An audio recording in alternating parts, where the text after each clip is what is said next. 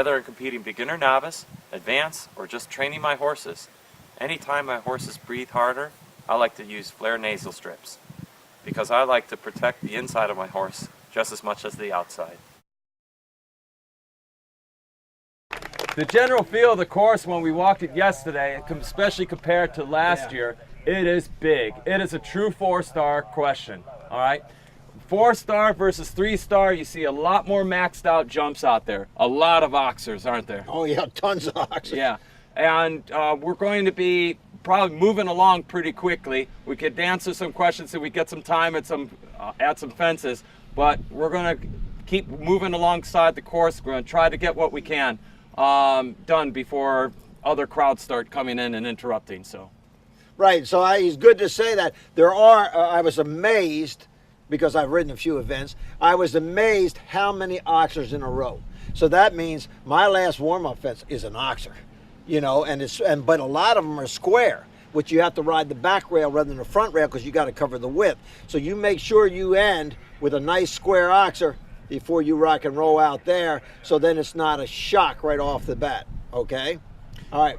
And a big part of this course is you got to listen to your horses for the end questions, because we've got some really big questions towards the end of the courses, and that's when the horse is tired. There's even a place where the riders are going to be making up quite a bit of time, but if they overexhaust their horse to making up the time, they're not going to have enough horse for the tight questions coming up. Right. Remember, clean's better than fast all the time. And that's what your job is because your horse is your partner. He has a brain and you have a brain, but you guys know your brain is supposed to be bigger than your horse. All right?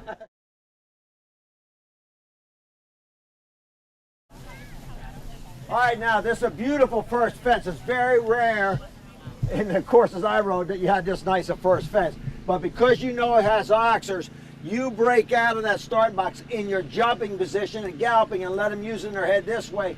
4 strides out, you slow your elbows up so they're looking through bifocals, because I have to wear bifocals, stop their head. But you ride the back rail and it's like a little ramped oxer, and it puts them in thinking forward and good before they hit the big oxers.